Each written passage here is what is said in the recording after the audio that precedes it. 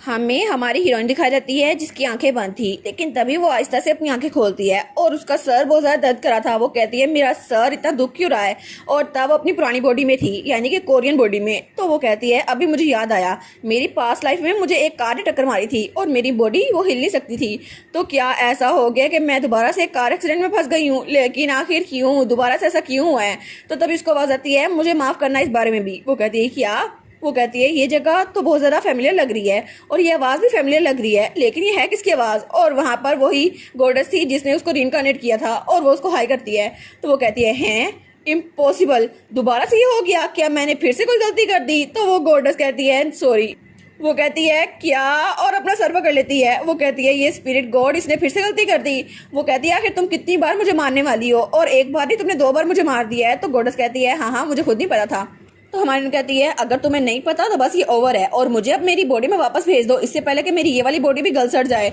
और तब वो कहती है 1 मिनट, मेरी इस बॉडी में मेरी रीइंकार्नेशन इसलिए हुई थी क्योंकि पुरानी बॉडी में तुमने मुझे गलती से मार दिया था, तो इसका मतलब है कि मुझे कंपनसेशन मिल सकती है ना? वो सोचती है मुझे तो कुछ चाहिए होगा। तो गॉडेस कहती है एक्सक्यूज मी, मैं तुम्हें बस जल्दी से वापस भेज देती हूँ ना, और क्या चाहिए तुम्हें?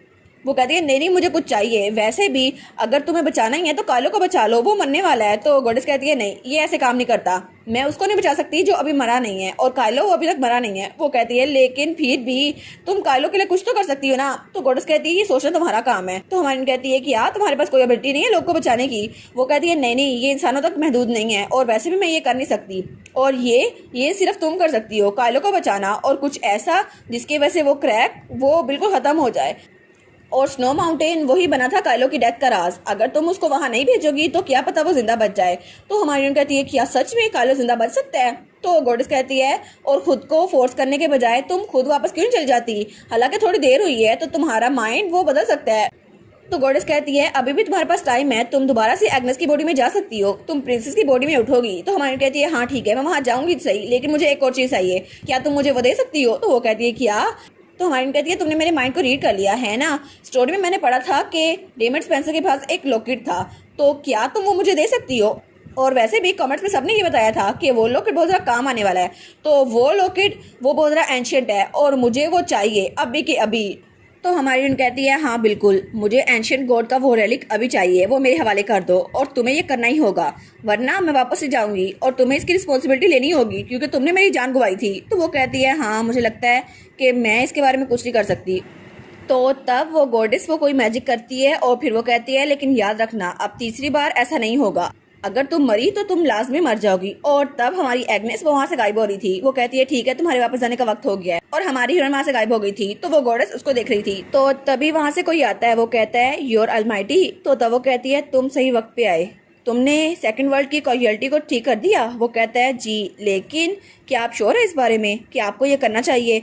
तो वो कहती है हाँ क्योंकि इस बार ये कोई मिस्टेक नहीं थी, वो सच में मर चुकी थी। तो वो कहती है लेकिन मुझे लगता है कि अगर वो इस सब में इंटरवीन करती रही तो दोनों वर्ल्ड्स का गियर वो ख़राब हो जाएगा और शायद कुछ कैजुअलिटी हो जाएंगी और शायद पूरा का पूरा वर्ल्ड वो डिस्ट्रॉय हो जाए, और वैसे भी ये उसकी रिस्पॉन्सिबिलिटी है कि चीज़ों को ठीक करे, इसलिए मैंने उसको वहाँ पर भेजा क्योंकि ये उसके लिए बहुत ज़्यादा अच्छा होगा। और तभी सीन चेंज होता है और हमें यहाँ पर दिखा रहता है जिसने एग्नेस का हाथ पकड़ लिया था। वो कहता है एग्नेस मेरी प्यारी बेटी प्लीज़ होश में आ जाओ। तो तभी उसका भाई डैमियन वो भी रो रहा था। वो कहता है प्लीज़ होश में आ जाओ एग्नेस, प्लीज़ उठ जाओ। तो तभी उसकी मेट भी वहाँ पर थी। वो कहती है योर हाइनेस प्लीज़ अपनी आंखें तो खोलें। लेकिन तभी हमारी हीरोइन अपनी आंखें खोलती है हल्की सी, और सब लोग उसको देखते हैं। वो कहते हैं कि यार प्रिंसेस होश में आ गई। तो सब लोग कहते हैं वाह। तो डैमियन कहता है तुम ठीक तो हो ना एग्नेस? तो एम्पर कहता है मेरी बेटी क्या तुम ठीक हो? तुम्हें पता भी है मुझे कितनी ज़्यादा फिक्र हो रही थी। तो एग्नेस सोचती है क्या सच में मैं ठीक हो गई हूँ? और तब वो बिल्कुल नॉर्मल हो गई थी। तो डॉक्टर कहता है इनको कोई प्रॉब्लम नहीं है, बस थोड़ी सी इंजरी आई है, वो ठीक हो जाएगी, वरना ये तो मौत के मुंह से वापस आई हैं। तो एम्पर कहता है कि सच में? लेकिन थोड़ी देर पहले ये तो बिल्कुल मरने वाली थी। तो तब एग्नेस कहती है क्या? और तब वो अपने हाथ में देखती है तो वहाँ पे वही रैलिक था जो उसने मांगा था। वो सोचती है ये होली रैलिक, ये तो वही है जो मैंने मांगा था, लेकिन मुझे लगता है वो कोई ख्वाब नहीं था। तो तब डैमियन कहता है तुमने तो सांस लेना बंद कर दी थी और तुम तो बिल्कुल भी कॉन्शियस नहीं थी, हमें लगा तुम मर जाओगी, लेकिन ये देखकर बहुत अच्छा लगा कि तुम बिल्कुल ठीक हो। वो सोचती है क्या सच में मैं सांस नहीं ले रही थी? तो इसका मतलब है ये सब कुछ उस गॉडेस ने किया है। वो कहती है हाँ मुझे लगता है ये कोई मिराकल है। तो उसका भाई कहता है हाँ हाँ मुझे भी यही लगता है। तो तब अपना हाथ बढ़ाकर कहता है आगे से तुम्हें थोड़ा केयरफुल होना चाहिए, और उसके सर पे हाथ रखता है। वो सोचती है पता नहीं ऐसे एक्ट क्यों कर रहा है, लेकिन उसका हाथ ठाने लगती है। उसे याद आता है उसके भाई ने कहा था एग्नेस प्लीज होश में आओ।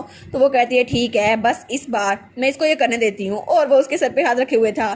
तो तब वो सोचता है इसको तो पीस ऑफ माइंड चाहिए है ना। तो तब वो गार्ड से कहता है अभी रेमंड स्पेंसर को यहाँ पर लेकर आओ। वो कहती है क्या अभी, लेकिन क्यों, इसकी वजह क्या है।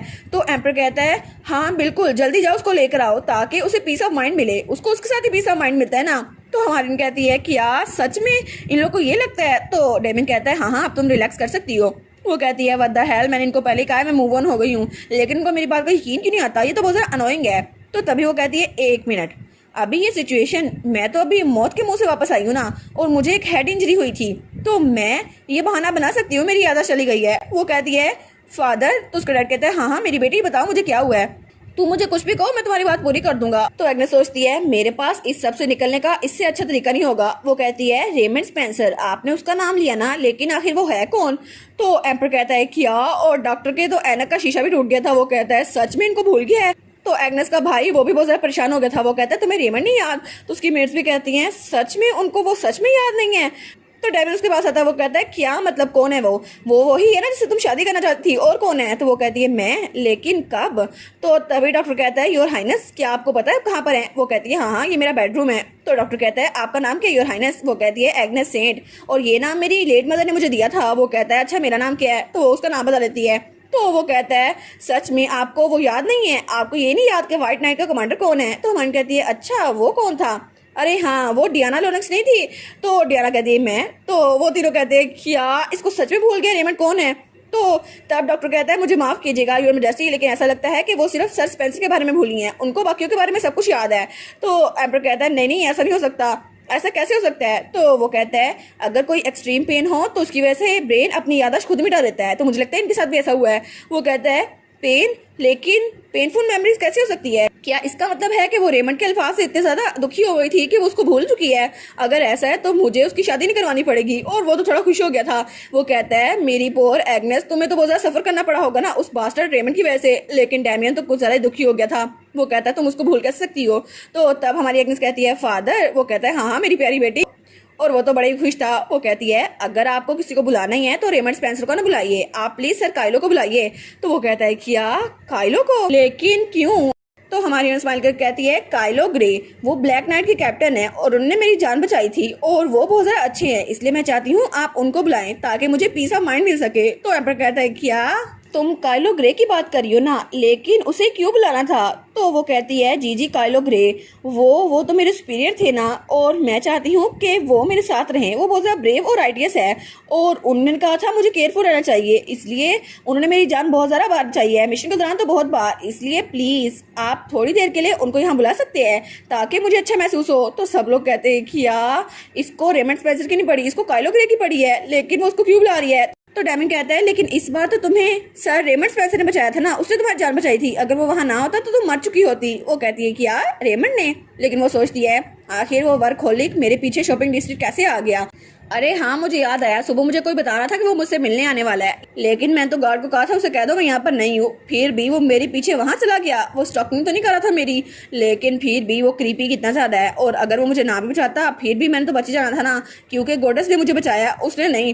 तो डेमन कहता है शायद अगर तुम अपनी मेमोरी पे जोर डालो तो तुम्हें याद आ जाएगा। तो उसका डैड उसका कंधा पकड़ लेता है। वो कहता है रुक जाओ, तुम्हें जोर डालने की कोई जरूरत नहीं है। तो फिर वो कहता है डॉक्टर क्या आपने ये खुद नहीं कहा था कि सर स्पेंसर की मेमोरी बहुत ज्यादा पेनफुल थी इसलिए वो मिटा दी गई है। तो डॉक्टर कहता है जी बिल्कुल। तो तब एम्पर कहता है तो अगर वो उसे याद करने की कोशिश करेगी तो उसकी हालत और खराब हो जाएगी, है ना। तो एम्पर वो तो इस बात से एग्री था, तो उसका भाई डैमियन वो तो इस बात से डिसएग्री था। तो डॉक्टर कहता है जी। तो तब एम्पर कहता है तुम्हें पता भी है तुम्हारी बहन के लिए कितना ज्यादा मुश्किल होगा उन मेमोरीज को खुद मिटाना, और तुम उस घड़े को फिर से खोदने की कोशिश कर रहे हो। तो वो कहता है लेकिन फिर भी मैं एग्नेस के बारे में सोच रहा था, वो भी तो रेमंड को पसंद करती थी ना। तो हमारी सोचती है ये पता नहीं क्यों बातें किए जा रहे हैं, ये आखिर मेरे कायलो को बुला के नहीं देते, मुझे कोई ना कोई ड्रामा करना ही होगा। तो वो कहती है ओ नो डैड मेरा सर तो बहुत ज्यादा दर्द कर रहा है, प्लीज आप कुछ तो करें। तो एम्पर कहता है ठीक है जाओ और काइलो ग्रे को यहाँ बुला के लाओ अभी की अभी, ताकि एग्नेस की हालत ठीक हो जाए, और वो मेरी प्रायोरिटी है। तो वो अपने भाई की तरफ देखती है। वो कहती है देखा इस बार मैं जीत गई, तुम हार गए। तो तब वो कहती है मेरा काइलो प्लीज तुम मुझे मिल जाना। और वो सोचती है अब तो मैं अपने काइलो के साथ अच्छे से वक्त गुजारूंगी ना, अब तो ये रेमंड स्पेंसर मेरी राह में रुकावट भी नहीं बनेगा। मेरा काइलो ग्रे प्लीज जल्दी आ जाओ मेरे पास।